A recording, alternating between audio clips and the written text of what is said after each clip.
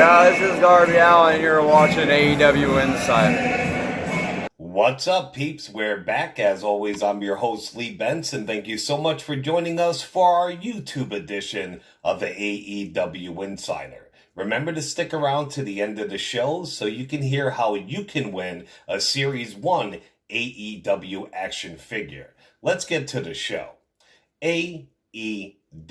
Now, E-Wrestling reported that Diamond Dallas Page has let Jake Roberts back in his house. DDP tweeted, "Okay, people, Jake the Snake is moving back into my home, aka the recovery crib today, but Jake needs to be quarantined for 6 days and counting." So, I mean, it's really, really good he let him in. He actually put a video up yesterday on Easter when Jake is locked in a room pretty much. Not locked in like he can't leave, but the door's closed. He's quarantined. Outside the door, it has a number of what day it is until he's allowed out. Diamond Dallas, his wife, actually brought Jake breakfast to his room. They had a little convo about, more than 6 feet apart, and Jake will be out in a couple days. So that's great that DDP let him back. That guy literally has a heart of gold. And he saved Jake's life, Scott Hall's, and many others. Give you mad props, bro. Thank you for all the good work that you do. Good old JR did an interview with 411 Wrestling, and they asked him about Vince McMahon. He said, "Vince and I are friends today. We were friends 25 years ago. I was with him for over a quarter of a century. You don't dissolve a friendship simply because you lose the employee of one. I wanted to get back on air, and at that time, WWE did not have a place for me to get back on the air on a regular basis. Look, we don't communicate regularly. When we do, it's normally by text. But I have great respect for Vince McMahon, and for 25 years, he gave me a lot of money to do my job. And some days are better than others, I'll just say that. But all it was a microcosm of life. Some days are better than others. So I still have great respect for you, Vince. I texted him congratulations on the success of WrestleMania because I thought it was, by large, an artistic miracle that they were able to do what they did in the environment that they were operating in." During an online Q&A, The Rock revealed if he watches AEW. He said, "Yeah, I do. I watch AEW," revealed The Rock. "Of course I do. I'm happy for the success of that company because it's always a good thing and it creates a hunger, which is good." WWE. As I reported on my last show, WWE was moving forward with live programming. Some of the talent and public is not happy. WWE released an official statement about it. They said, "We believe it is now more important than ever to provide people with a diversion from these hard times. We are producing content on a closed set with only essential personnel in attendance, following the appropriate guidelines while taking additional precautions to ensure the health and wellness of our performers, also the staff. As a brand that has been woven into the fabric of society, WWE and its superstars bring families together and deliver a sense of hope, determination, and perseverance." The Nature Boy Ric Flair revealed his all-time WrestleMania moment. He said it was the match right before he retired on Monday Night Raw, even though years later he actually resigned with TNA. He said, "Yes, it was my favorite WrestleMania moment by far, and it wasn't rehearsed. That wasn't even discussed. That was just raw, pure emotion. He knew that I didn't want to leave. I think Vince knew that too, but it was time.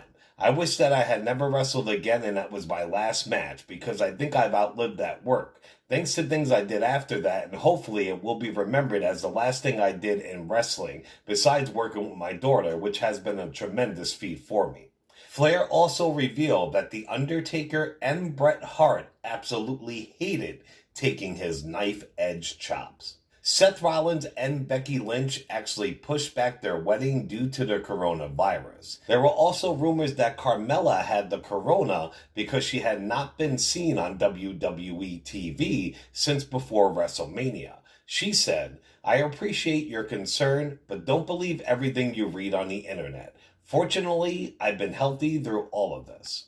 The Undertaker touched on his new character that he does call the Unholy Trinity. He said, "When AJ threw that first stone and made this personal, then it made it a no-brainer. I couldn't stay with the mainstream Undertaker and be able to respond and deal with the things he was saying in that character.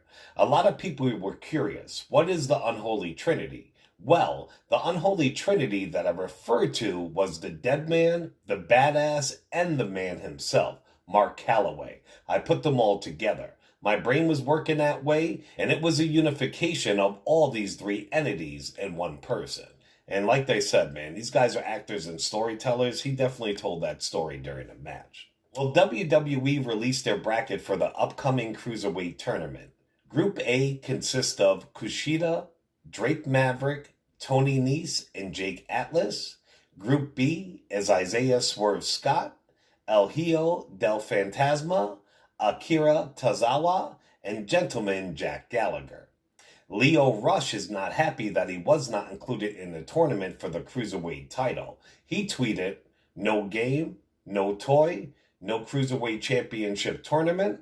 WWE, you all trying to tell me something?" What he's saying is that they didn't put him in the WWE 2K video game this year, I guess. I didn't buy it because everybody knows this version sucked. They didn't give him his own action figure, and they want him gone. But honestly, he did it to himself. With his piss-poor attitude backstage when he was teamed up with Bobby Lashley and all the shit he did online, they're just waiting for his contract to be up and send him out the door. On WWE's show, Canvas to Canvas, John Cena's face and hands were whited out in his picture. It just showed his hat and his shirt in like a white silhouette where his body and face should be. I think they're definitely doing that to go along with the Bray Wyatt storyline. Like either John Cena was erased totally, or he's in limbo, or his old gimmick is. I can't wait to see what he does when he shows up again. And before his career is over, he needs to make that big heel turn. A biography on the life of Andre the Giant will be released tomorrow on April 14th. It's gotta be a good read. I reported on the whole diss that Ronda Rousey did and a response to it. People are now saying it's all a work and that's for her return. Later that day, she posted a video of her beating up a Hulk Hogan pillow buddy. He's seen it and heard what she said, and Hulk tweeted, "Wow, that's what I need to wake up to every morning instead of coffee." Marks always work themselves into a shoot, especially when they are in the ring. Truer words had never been spoken. Yo, Travis, love you guys. Hulk Hogan. Daniel Bryan is in his hotel room training for his upcoming match, which means he cannot be with his wife and daughter. He sent them flowers, and Brie Bella tweeted a pic saying that even when he isn't there, he is there. And he responded that "I would give anything to be with you right now." Random wrestling news. Tommy Dreamer was mad at Zack Ryder because he would not buy his hardcore title, yet he spends money on tons of action figures. Dreamer said, "I've offered to sell the New York title to Zack Ryder for $40,000, since he bought a bunch of action figures for $40,000, because he's an idiot. Once this all gets settled, I guarantee that WWE will probably start doing massive layoffs because it's going to be a lot of time to recoup. And I bet you he says that he wished he had his 40 G's back and not in action figures there, buddy. It's nuts." And if you listen to his podcast, he finally revealed how much he paid for Honky Tonk Man, Greg the Hammer Valentine's Rhythm and Blues action figure. Where he bid, how much did he say? $12,000 to $14,500, and he lost by $100. Supposedly, that's the only one in the world, but there's three, and he has the second one. Ex-WWE star Amy Weber revealed on her YouTube that she was forced to leave WWE because she was harassed by Randy Orton and Edge. She said, "I was training behind the scenes to have a real wrestling match. Joy Giovanni and I had been working really hard.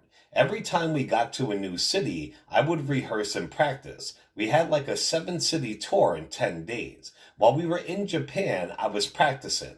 I was supposed to grab the rope to break my fall, and unfortunately, I couldn't get back to the rope. She kicked me a little hard in the stomach. It was fine. It wasn't her fault. I landed on my tailbone. They thought I might have cracked it. The trainer told me to go into the men's locker room and grab 2 ibuprofen, which I did, and some ice. When I was on the plane on the way back, I was laying across 3 seats. We were all sleeping. Randy Orton decided to come behind my chair, and he slammed into it like a linebacker so hard that I landed on the floor. Then he said to me, 'You're gonna learn, bitch.' I didn't understand what he was talking about, and I went back to sleep. I was awoken by someone pouring a drink in my face. I looked up and saw it was Edge with a partially drained drink. I stood up on the airplane and said, "Do you have a problem with me? Do you want to fight? You want to be a man?" He kept denying it. I saw the cup in his hand. Weber said that when a plane landed in Alaska, she spoke with Shane McMahon and decided she was going to leave, feeling that she couldn't continue in an environment when she wasn't respected. Weber continued to work in the entertainment industry, working on movies and music before transitioning to a career in real estate. Orton and Edge remain in WWE. Alright, peeps, well, that's it for this episode. Remember, if you want to win an AEW action figure, it's simple. If you haven't subscribed, definitely do that. Besides subscribing, you just have to like, share, and comment this video. Subscribe, like, share, and comment, and boom. You're in the running to win a Series 1 AEW action figure as soon as they ship them out in July or August. Remember to check us out on all major podcasting platforms, Facebook and YouTube under the AEW Insider, and on Twitter under the AEW Insider 1. We'll see you soon, peeps. Ciao.